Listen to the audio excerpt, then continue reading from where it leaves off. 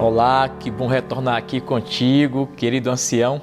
Vamos ter um assunto importante agora na nossa terceira aula, que vai ser como alcançar o pobre urbano. Um assunto muito difundido na Bíblia e vamos tentar entender como isso funciona, ok? A teologia bíblica do oprimido e do negligenciado. E que bom que você está aí, que bom que você está se preparando para tornar a igreja relevante para a comunidade, para tornar a tua igreja irresistível, como Cristo fez aqui na terra, onde Ele abençoou as pessoas, os pobres, os que estavam com problemas, os negligenciados, que estavam precisando de ajuda, ok? Então vamos avançar um pouco mais.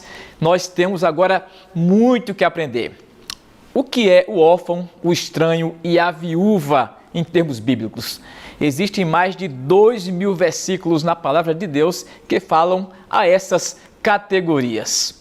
Salmos 146, 7 a 9 diz o seguinte: Deus executa justiça para os oprimidos, dá comida aos famintos, liberta os prisioneiros, Ele abre os olhos do cego, Ele levanta aqueles que estão abatidos, ama os justos, protege os estrangeiros, o órfão e a viúva e frustra o caminho dos ímpios.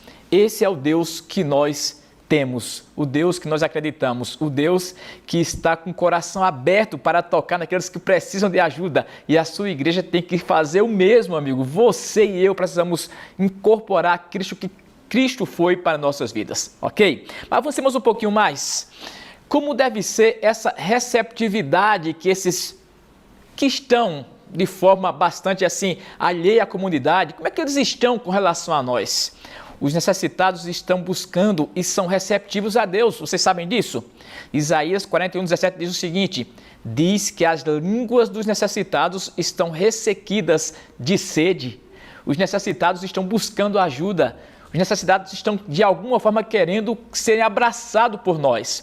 E você foi chamado para ser as mãos de Deus, os olhos do Senhor. Você pode abençoar as pessoas.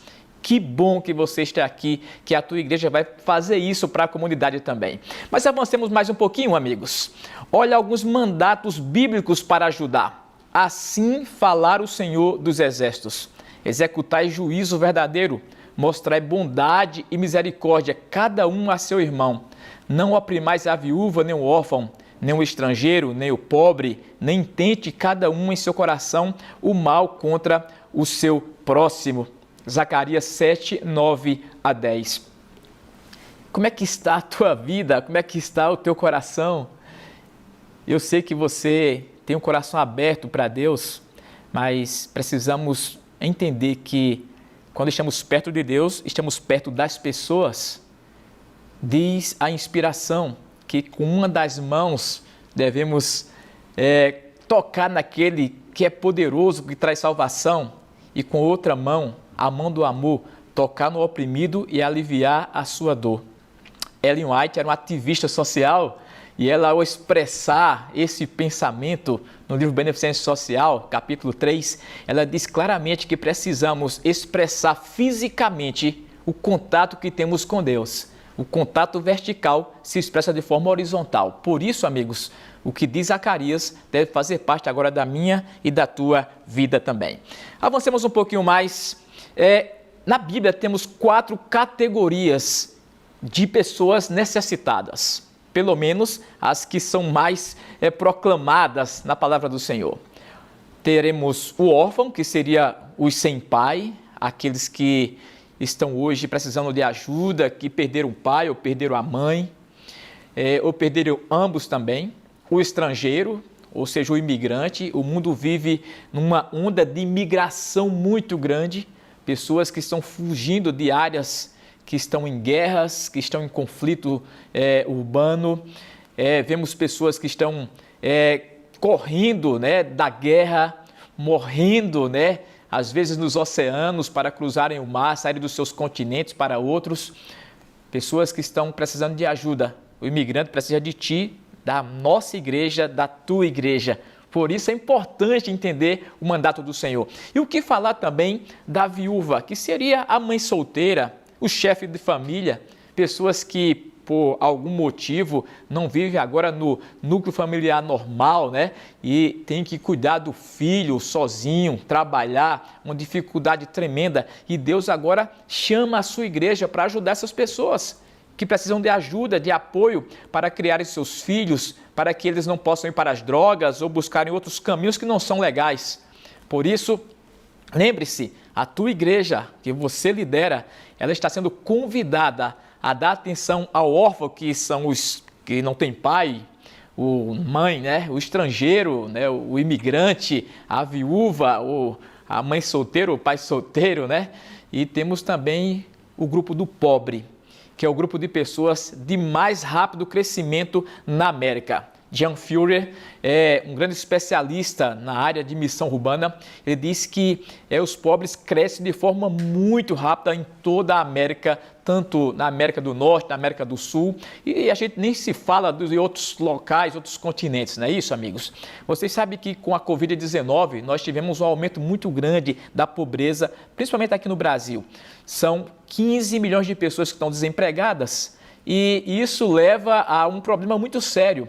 Hoje, praticamente, são 19 milhões de pessoas que não sabem se irão comer amanhã. Uma dificuldade tremenda com relação à subsistência, aquilo que é o comum para a dignidade humana. E o que falar das outras necessidades, né, que as pessoas precisam. Então, observem que esse grupo que nós temos aí, dessas 4 representações, estão no coração de Deus, ou está no coração de Deus, e precisa atentamente do cuidado da igreja.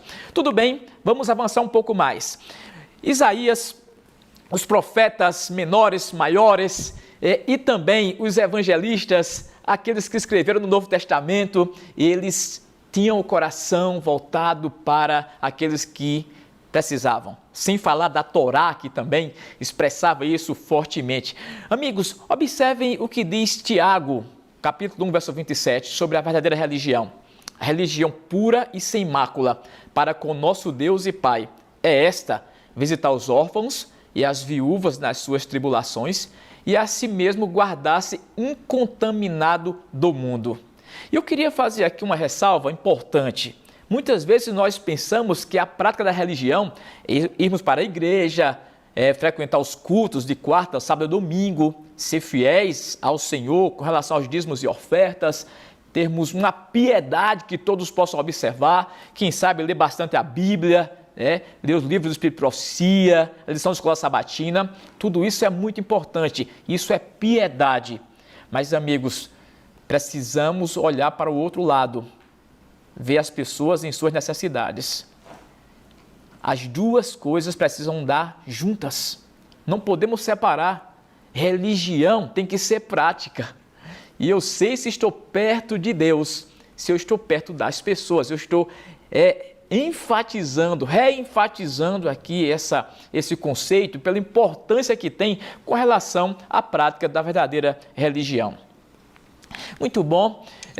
Agora vamos entender mais um pouco como é que Deus observa esse contexto de pobreza, de dificuldade. Quero dizer para vocês que a pobreza que temos no mundo hoje é como um campo de teste para nós. Mateus 26:11 reforça o que está em Deuteronômio 15, amigos, porque os pobres sempre vocês terão convosco. Depois do pecado veio a pobreza. Deus agora salva o seu povo e usa os seus filhos para abençoar os pobres. Deus usa a mim e a você para que possamos ser suas mãos para abençoar as pessoas. Deus poderia abrir as comportas do céu e já abençoar as pessoas diretamente.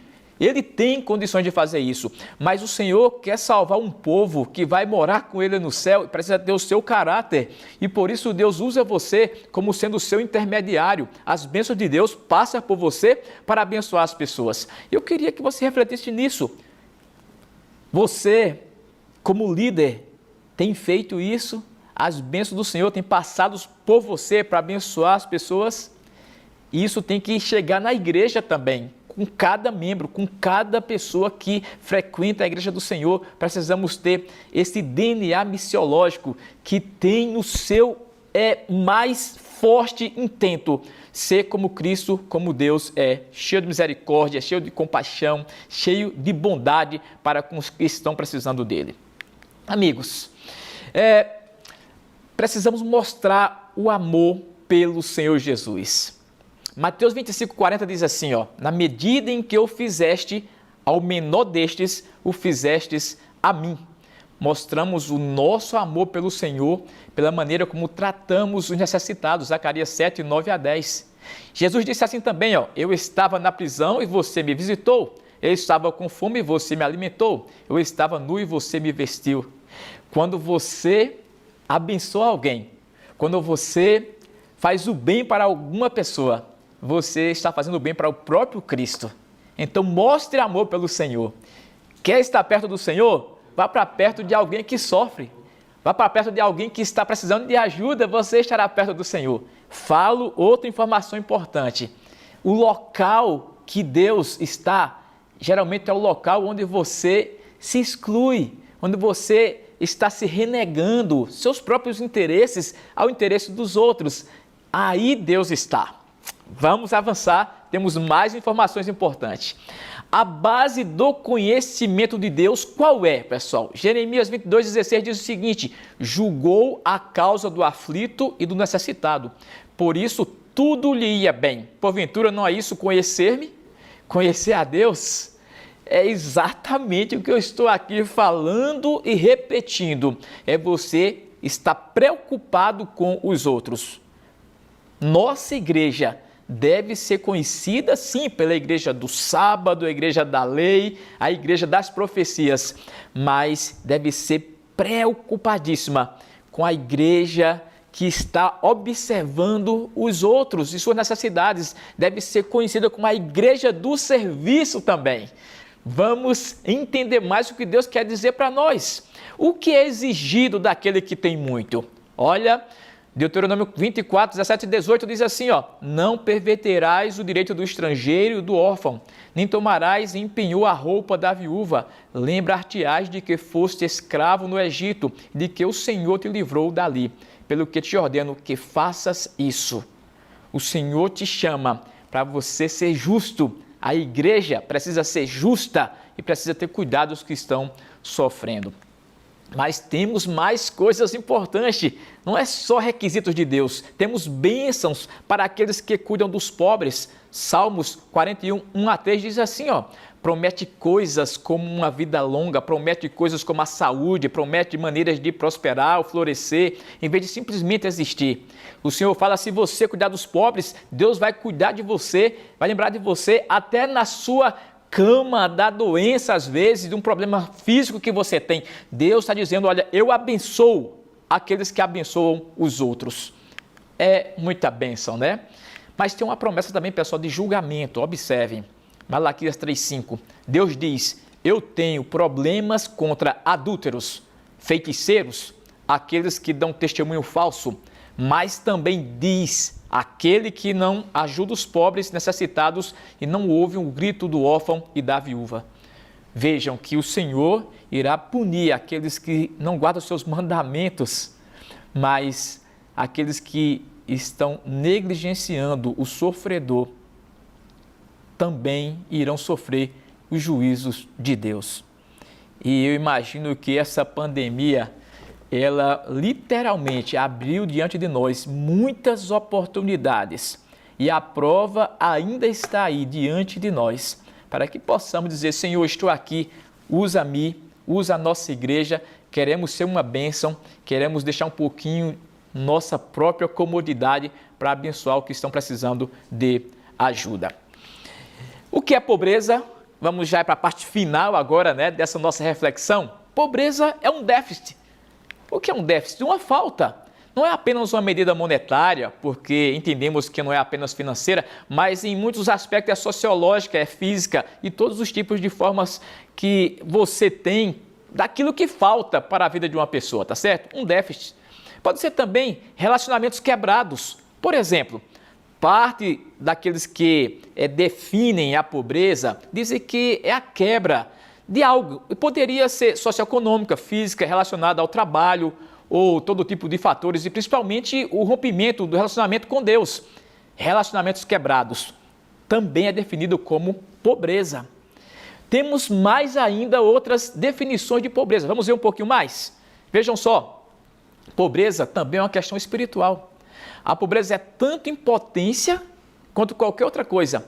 É a falta de poder fazer algo sobre suas circunstâncias, e é por isso que, novamente, como seguidores de Cristo, nossos corações devem doer e quebrar por essas pessoas. As pessoas que estão pobres também podem ser pobreza da falta de Deus. Às vezes é um pecado que foi cometido que fez com que essa pessoa sofresse o que está sofrendo hoje. Muitas vezes é um erro que teve na sua juventude, na sua vida, de relacionamento conjugal, de repente causou tantos problemas. A pobreza também tem a ver, amigos, com o distanciamento de Deus. A pobreza é impotência. Em última análise, é uma questão espiritual, porque quando a vida das pessoas é radicalmente influenciada pelo Evangelho, elas começam a ver através de uma lente inteiramente diferente.